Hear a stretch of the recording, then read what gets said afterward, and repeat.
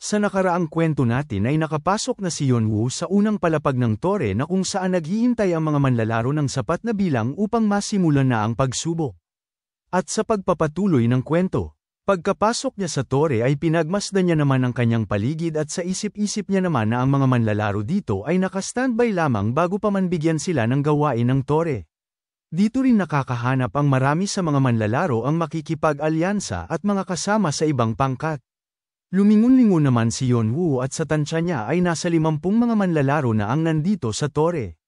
Narinig naman ni Yonwoo ang mga nag-uusap na nagsasabi na nandito na naman sila. Tiningnan naman ni Yonwoo ang mga nag-uusap at sa isip-isip niya naman ni Yonwoo na nagtataka lang siya na kung ano ba ang kanilang pinag-uusapan patungkol sa dalawang magkapatid. Pawisan naman ang dalawang nag-uusap na ito at sinabi ng nasa kanan na mukhang plapla na kung siya na ba yun. Sumang-ayon naman ang nasa kaliwa na mukhang watusi na siya nga ang hoarder. Sinabi naman ng mukhang plapla na ang round na ito ay natitiyak niya na matatalo sila at tinanong niya pa ang mukhang watusi na kung tama ba siya. Habang si Yonwoo naman sa isip-isip niya na mas maganda pa ito sa kanyang inaasahan dahil ayon pa sa kanya na wala siyang intensyon na makipagkaibigan sa dalawang yun. Pinaplano niya naman na kinakailangan niyang matapos kaagad ang 10 palapag ng tore sa loob ng 9 na araw at sinabi niya pa na mas madali lang sabihin kumpara sa gawin kaya naman kung magagawa niya iyon ay makukuha niya ang susi ni Hades at hindi lamang yun dahil kailangan niyang mahanap ang mga nakatagong susi sa bawat palapag. Ang isang susi ay nakuha niya na sa tutorial at ang pangalawa naman ay mula sa big inner floor at ang 10 natitirang mga susi ay nakatago sa bawat palapag ng 10 palapag ng tore. Ang ibang susi ay nakatago sa mga lugar na hindi inaasahan ngunit ang iba naman ay binibigay na gantimpala kapag nakakumplito siya ng hidden quest. Bigla namang may dumating at binati silang lahat at nagpakilala na siya si Aaron at dagdag niya pa na alam niya na ang iba sa kanila ay nagbabalik at susubok muli sa pagsubok sa unang palapag at pamilyar na sa mga alituntunin dito subalit mayroon pang ibang mga baguhan dito kaya naman napagdesisyonan niya na isa-isahin niyang ipapaliwanag muli ng mas maintindihan ng mga bagong salta sa tore na ito at kung ano ang kanilang mga misyon. Kinuha niya naman ang atensyon nilang lahat sa pamamagitan ng pagpalakpak ng isang beses ng napakalakas sabay sabi niya na hinihingi niya ang atensyon nilang lahat dahil isang beses nilang sasabihin ang patungkol sa alituntunin sa tore na ito. Dinala naman sila kaagad sa lugar na tinatawag na Double Cliff Stage ng ikaunang palapag at lumabas naman sa kanilang sistema na ang pagsubok sa unang palapag ay uumpisahan na. Nagulat naman si Yonwoo dahil lumabas sa kanyang harapan ang kulay asul na parang crystal at ayon sa kanyang sistema na ipinapaliwanag dito na mayroong dalawang malaking bangin na magkaharap at ang bawat bangin ay mayroong pangkat ng binubuo ng 100 na mga manlalaro na mayroong 5 crystal at ang kanilang layunin ay protektahan nila ang crystal ng kanilang pangkat at nakawin nila o sirain ang crystal ng kanilang kalaban. Ang pangkat naman na maraming nanakaw na crystal o nasira sa loob ng naitalang oras ay idedeklarang panalo. Sinabi naman ni Aaron na kagaya nga ng ipinaliwanag sa kani-kanilang mga sistema na ang nasa kabila na bangin ay mayroon ding pangkat na 100 na mga manlalaro at may 5 pulang crystal din at ayon pa sa kanya napapangalanan niya ang 2 pangkat na pula at asul. Ipinaliwanag niya naman na habang pinagmamasdan ang mga manlalaro na hindi na mahalaga kung anong paraan ang kanilang gagamitin upang maprotektahan ang kanilang crystal. Minungkahi niya naman na pwede silang maghanap ng lugar upang pagtaguan ng kanilang crystal o pwede nilang ipagkatiwala ang mga crystal sa kanilang pinakamalakas na manlalaro subalit binalaan niya ang mga ito na kailangan nilang isipin kung ano ang stratehiya ng pulang pangkat. Pagkarinig ni Yonwoo ng sinabi ni Aaron ay sa isip-isip niya naman na nakakabaliw ang misyon na ito para sa unang palapag pa lamang dahil hindi niya lubos maisip na inaasahan nila na ang 100 na mga manlalaro na hindi magkakilala ay magtulungan. Naisip niya naman na hindi lang yun dahil ang nakatagong susi sa unang palapag ay ang susi ni Hera at kinakailangan niyang makuha ang lahat ng 10 kristal na asul at pula upang makuha niya ang gantimpala na susi ni Hera. Ang pinuproblema niya lamang dito ay ang mga manlalaro ay pwede nilang sirain ang kristal kung gugustuhin nila gayunpaman kahit na isang kristal lamang ang mabasag ay imposible niya nang makuha ang gantimpala na susi ni Hera. Nadismaya naman si Yonwoo subalit wala naman na siyang magagawa pa at napatanong naman siya sa kanyang sarili na kung kailangan niya bang makipagnegosasyon sa digmaan at napagtanto niya naman agad na wala siyang oras para sa ganyan at napagdesisyonan niya naman na papatayin niya ang lahat ng mga haarang sa kanyang daraanan. Nakita niya naman ang 5 kristal sa mga kamay ni Aaron at sa isip-isip niya naman na sa ngayon ay kailangan niya munang mapasa kamay niya ang 5 asul na kristal. Napangiti naman si Aaron sa kanya at lumipad siya sa himpapawid sabay anunsyo niya na ngayon ay uumpisahan na nila ang pagsubok at ibibigay na niya ang mga kristal sa kanilang pangkat at tinanong niya ang mga ito na kung sino ba ang magiging kinatawan nila. At dito nagtinginan naman ang mga manlalaro habang may paparating na isang taong naka-robe at may dalang baston at maya-maya pa ay bigla na lang itong tumaas ng kamay at sinabi niya na siya na ang bahala sa mga kristal. Sumigaw naman si Fante at sinabi niya na maghintay muna at bigla na lang siyang pumunta sa pagitan ni Aaron at ng lalaking nagtaas ng kamay. Tinanong ng lalaki si Fante na kung ano ba ang kanyang ginagawa. Tugon naman ni Fante sa kanya na hindi niya natatandaan na sumang-ayon siya sa ganito. Nagalit naman ang lalaki at sinabi niya na hindi na mahalaga yon dahil napag-usapan na nila ito na kung ano ang gagawin nila dito pagkatapos. Masayang sinabi naman ni Fante kay Aaron na ibigay niya sa kanya ang lahat ng 5 kristal.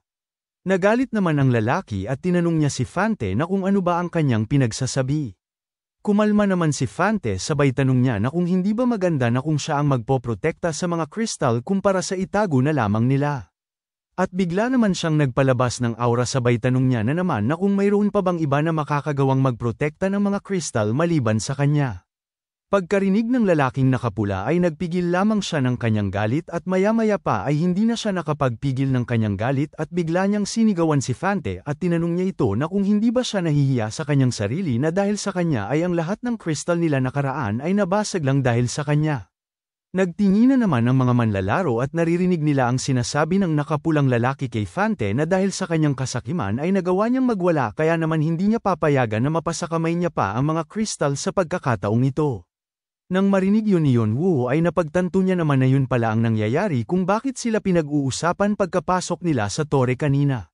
Naisip naman ni Yonwoo na nabasag ni Fante ang kristal habang nakikipaglaban nito at ayon pa sa kanya na yun nga talaga ang ugali ni Fante at natatawa na lang siya dahil katawa-tawa talaga ang nangyari sa kanya. Sinabi naman ni Fante na wala siyang paki at tinanong niya ito na kung gusto ba nilang paglabanan kung sino ang hahawak sa kristal. Nanginginig naman ang pulang lalaki dahil hindi niya kakayanin si Fante at wala na siyang magawa kundi ang manahimik na lang.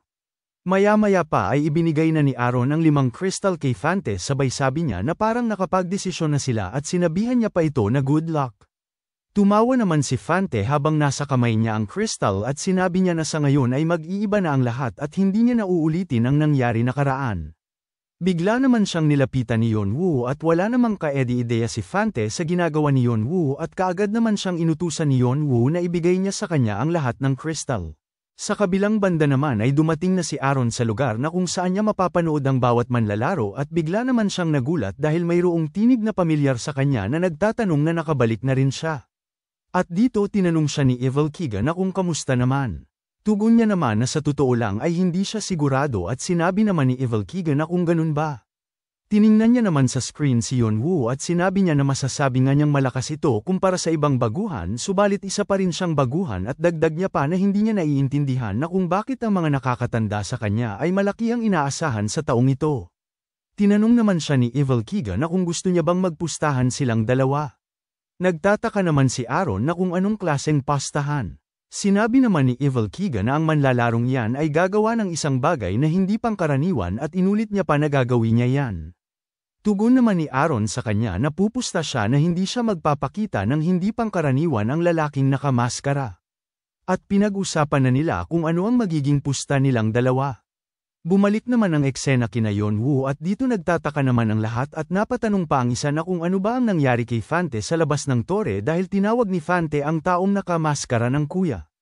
Wala namang nagawa si Fante at ibinigay niya na ang kristal kay Yonwoo at napasipa na lang siya ng bato at napasabi na ang kanyang kuya ay napakasama dahil kinuha niya ang kristal upang maipakita ang angking galing niya. Naglakad naman si Edora patungo kay Yonwoo at masaya niya namang tinanong si Yonwoo na kung ano ba ang kanyang pinaplano at tinawag niya itong kuya at pagkarinig naman ng mga ibang manlalaro ay namula naman ang kani-kanilang mga pisngi. Tinanong naman siya ni Yonwoo na kung kaya niya bang bantayan ang paligid ng saglit lang at tinanong naman siya ni Edora na kung gaano katagal. Tugon naman ni Yonwoo na 30 na minuto ang pinakamababang oras at 1 oras naman ang pinakamatagal. Masaya namang tumugon si Edora na kaya niya at minungkahi niya pa kay Yonwoo na babalik siya na ligtas at pagkarinig ng mga ibang manlalaro ay naging bato naman ang mga ito dahil sa kilig. Habang tinitingnan ni Yonwoo ang tulay ay naisip niya naman na ang rason kung bakit ang pagsubok sa unang palapag ay mahirap dahil isa sa pangkat ay kailangang makahanap ng paraan upang makapunta sa base ng kalaban at subukang hanapin ang mga nakatagong crystal.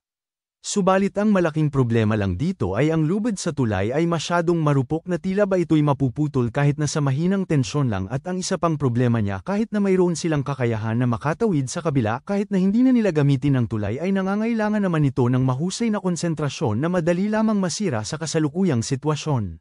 Kaya naman kinuha niya na ang espada habang iniisip niya na hindi tiyak na mangyayari ang paglalaban sa tulay na ito. Nang makuha niya na ang kanyang espada ay sa isip-isip niya naman na kahit na mahirap ito ay mayroon pa rin isang paraan upang matapos ang pagsubok na ito. Bigla niya namang itinaas ang kanyang espada at nagpalabas ito ng sobrang lakas na aura habang papasugod ang mga kalaban nila. Kaagad namang inipon ni Yonwoo ang kanyang mahika patungo sa espada habang iniisip niya na ang pinakamabisang paraan upang matalo sila ay gamitan sila ng napakalakas na kapangyarihan at nang walang ano-ano'y bigla niyang inatake ang tulay ng kanyang espada. Nang makita yun ni Eudora ay napangiti na lamang siya dahil alam niya ang kakayahan ni Yonwoo at napanganga na lamang si Fante dahil maging siya ay hindi pa rin makapaniwala hanggang sa ngayon sa kakayahan ni Yonwoo habang ang mga ibang manlalaro naman ay nananatiling bato pa rin hanggang sa ngayon. Tuluyan nang nawasak ang tulay at ang mga kalaban na sinusubukang tumawid ay nahulog sa bangin kaya naman napagdesisyonan ni Yonwoo na tumalon patungo sa kabilang bangin at ginamit niya ang mga nalalaglag na mga debris ng tulay gamit ang kanyang shanpo na kasanayan at dahil sa bilis niya ay walang hirap niya lang natawid ang bangin. Nanginginig naman ang mga kalaban na ito nang makita nilang papasugod si Yonwoo sa kanila at napasabi na lang ang isang kumag na ito na baliw na ang isang yan.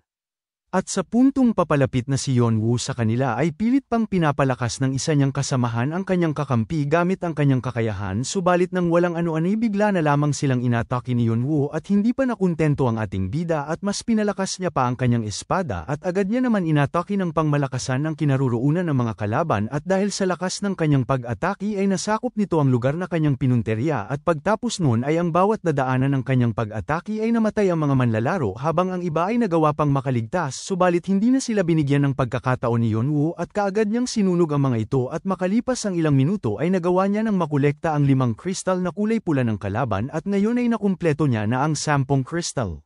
Bigla namang nagliwanag ang mga kristal pagtapos noon ay nakuha niya na ang hidden piece na susi ni Hera. Ang susi ni Hera ay mayroong uri na miscellaneous at ang grado nito ay C+. Magagamit ang susi na ito sa pagbukas ng treasury ni Hera na siyang diyosa ng kasal at wala namang nakakaalam patungkol sa paggamit nito. Masaya naman si Yonwoo dahil napasa kamay niya na ang pangalawang susi niya. At dito na nagtatapos ang pagsubok.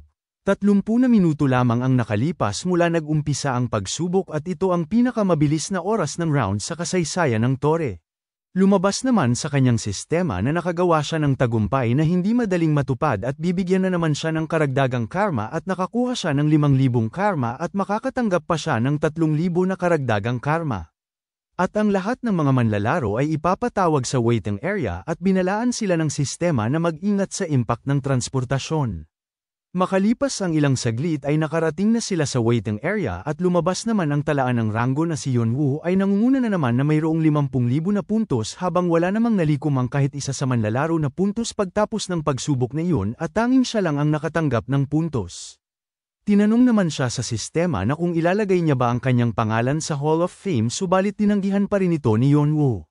Sinabi naman ni Aaron sa kanya na kahanga-hanga ang kanyang ipinakita dahil ito ang kauna-unahan niyang nakasaksi ng pinakamabilis na pagtapos ng pagsubok sa unang palapag at dagdag niya pa na talagang ang akma sa kanya ang tawag sa kanya na hoarder at nagawa rin niyang makapag-set ng bagong record sa kasaysayan ng Tore. Pinagpawisan naman si Aaron na iniisip na hindi lang katagalan na nagpustahan sila ni Evil Kiga subalit hindi niya inaasahan na matatapos ang round na ito ng pagsubok sa ganoong kabilis lamang. Tiningnan niya naman si Yonwoo at sa isip-isip ni Aaron na nayayamot siya dahil natalo siya sa pastahan laban kay Evil Kiga subalit naisip niya rin ang isang bagay na natitiyak niya at ayon pa sa kanyang isipan na ang ranggo at mga nagawa ng manlalarong nakamaskara ay hindi swerte lang dahil alam din ito ang patungkol sa mga hidden pieces at alam din ito ang paraan kung paano makuha ang 12 na mga susi ng Olympus at napagdesisyonan niya naman na papanig na siya kay Evil Kiga simula ngayon. Bigla niya namang inanunsyo na ibibigay niya na sa ngayon ang gantimpala at hindi na siya pinatapos magsalita ni Yeonwoo at bigla siya nitong pinigilan at sinabi niya na gusto niyang matanggap ang lahat ng kanyang gantimpala kapag nakumpleto niya na ang lahat ng palapag sa beginner zone.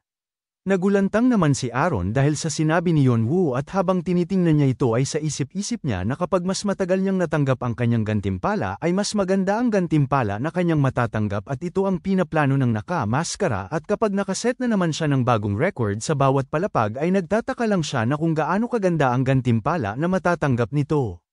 Napatanong na lang siya sa kanyang isipan na kung ano bang klaseng kabaliwan ang pinaplano ng lalaking ito.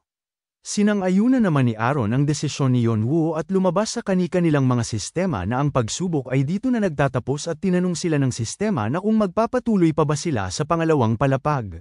Kaagad naman tinanong ni Aaron ang mga manlalaro na kung magpapatuloy pa ba sila patungo sa pangalawang palapag at mayroon naman nagsalita na hindi sila nagkaroon ng punto sa round na ito at napagdesisyonan naman nilang lahat na sumuko na muna sa round na ito at maghintay na lamang sila sa susunod na round upang sumubok muli. Tatlo na lamang silang natitirang manlalaro at agara naman silang tinanong ni Aaron na kung handa na ba sila magpatuloy sa ikalawang palapag. Wala namang naging reklamo ang tatlo at agad namang sinabi ni Aaron na sasamahan niya ang mga ito patungo sa ikalawang palapag. Pagkarating nila sa ikalawang palapag ay nandito sila sa kabundukan at bigla namang nagsalita si Yeonwoo na sinabihan niya na ang mga ito kanina na kung hindi nila gusto na kinukuha niya ang lahat ng punto sa pagsubok ay minungkahi niya naman na pwede na silang bumalik. Masayang tugon naman ni Fante na sa totoo lang ay curious lang siya kung saan ang kaya niya kaya naman sinabi niya na gusto niyang samahan siya. Sinabi naman ni Yeonwoo na hinihiling niya na mag-isa lamang siya at bigla namang dumating ang isang nilalang at nagpakilala siya na siya si Johannes na tagapag-alaga ng ikalawang palapag at tinanong niya si Yeonwoo na kung gusto niya na bang umpisahan ang kanyang pagsubok ngayon at binalaan siya ni Johannes na masyado itong delikado. Tugon naman ni Yeonwoo sa kanya na kahit na dahil kung mas delikado ay mas madaming puntos ang kanyang malilikom. Sinabi naman ni Johannes na parang alam na nito ang sistema patungkol sa tore na ito. At napagdesisyonan naman ni Johannes na lalagyan niya ng restriction sina Fante at Edora. Bigla namang nag-umpisa ang pagsubok sa ikalawang palapag at lumabas sa kanyang sistema na sa kasalukuyan ay nandito sila sa magandang kagubatan na pinagpala ng The Goddess of Harvest. Ang kagubatan na ito ay nagbibigay ng sapat na pagkain para sa lahat ng mga hayop na naninirahan dito. Subalit nito lang ay iilan sa mga halimaw ay nag-umpisang nagpakita at sinusubukang pagharian ang kagubatan at sinusubukang monopolyohin ang ani nito. Minungkahi naman ng nasa sistema kay Yeonwoo na depensahan niya ang kagubatan mula sa mga halimaw at ibalik niya ang kapayapaan. Ang pangunahing layunin sa pagsubok sa ikalawang palapag ay ang maging hari ng kagubatan sa pamamagitan ng pagtalo sa hindi mabilang na mga halimaw. Habang papasugod sa kanila ang hindi mabilang na halimaw ay naalala naman ni Yeonwoo na ang pagsubok na ito ay wala namang pagkakaiba sa Monster Rush na hidden quest niya sa tutorial. Habang kinukuha niya ang kanyang punyal ay sa isip-isip niya na ang pagsubok na ito ay malaki ang tiwala niya sa kanyang sarili at kaagad siyang sumugod habang iniisip niya na iisa-isahin niya lamang aatakihin ang iisang grupo ng halimaw sa maikling oras. Makalipas lamang ang ilang minuto ay naubos niya na ang mga hindi mabilang na mga halimaw at nakuha niya na rin ang susi ni Demeter at napasa kamay niya na ito. Nakapagtala na naman siya ng bagong record sa pagsubok na ito at tinanong na naman siya na kung gusto niya bang ilagay ang kanyang pangalan sa Hall of Fame at ganun pa rin naman ang kanyang sagot. At lumingon na siya at hindi na siya nagsayang ng oras pa at kaagad niyang sinabi na tutungo na siya sa susunod na palapag. At dito mayroong mga taong nag-aaway sa ikatlong palapag at ang tawag sa lugar na ito ay Sword and Spear Stage. Tinitingnan lamang ni Yeonwoo ang paligid at naisip niya na ang grupong Artia ay natapos nila ng 10 araw ang beginner's zone. At maya-maya pa ay inatake siya at nasalag niya naman ito at habang sinasalag niya ang pag-atake sa kanya ay sa isip-isip niya naman na kung ang Artia ay natapos ang beginner's zone sa loob ng 10 araw ay napagdesisyonan niya naman na kinakailangan niyang tapusin ang beginner's zone sa loob lamang ng 5 araw at agad niyang inatake ang umatake sa kanya at naputol ang ulo nito. Makalipas ang ilang oras ay lumipat naman ang eksena sa mga nagbabantay ng bawat palapag at pinapanood ang ating bida at hindi naman sila makapaniwala dahil natapos na nito ang ikapitong palapag at may napatanong naman na kung ilang oras ang kanyang inilaan upang matapos ang ikapitong palapag at may sumagot naman na 12 na oras at 28 na minuto pa lamang o kalahating araw. Hindi naman makapaniwala ang isa at napatanong na lang na kung posible bang mangyari yon. Habang pinapanood nila ang ating bida ay napasigaw naman ang nilalang na mahaba ang tainga at sinabi niya na ang Artia ay isang pangkat subalit si Cain ay mag-isa lamang at hindi naman siya makapaniwala sa kanyang nasasaksihan at maging ang isang nilalang na may pangil ay nanlaki ang mga mata sa kanyang nakikita. Makalipas ang ilang oras ay napasigaw na naman ang isang nilalang at napasabi siya na natapos ni Cain ang ika-8 palapag sa loob lamang ng 7 oras at 5 minuto at nakumpleto na nito ang tinatawag na Athena's Laurel Wreath at nakuha na din nito ang susi. Pagtapos nilang malaman na natapos na ni Cain ang ika-7 palapag ay napaunat naman sila ng buto at mayroon pang umiiyak at wala nang magawa ang ibang mga kasamahan ni Evelkiga at ibinigay na nila ang kanilang pusta sa kanya at habang kinokolekta niya ang mga ito ay napasabi na lang siya na nanalo na naman siya sa round na ito habang ang dalawang kasamahan niya naman ay hinang-hina na dahil mula kanina ay talo sila sa pastahan kay Evelkiga. Masayang sinabi naman ni Evelkiga habang nakatingin sa screen na magiging mayaman na siya ngayon at pinasalamatan niya si Cain at hinihiling niya pa na sana ay ganito araw-araw sabay tawa niya. Lumipat ang eksena sa ating bida at dito ay nandito na sila ngayon sa ika-9 na palapag ng tore na tinatawag na Fire and Love stage. Hanggang dito na lang muna mga bossing.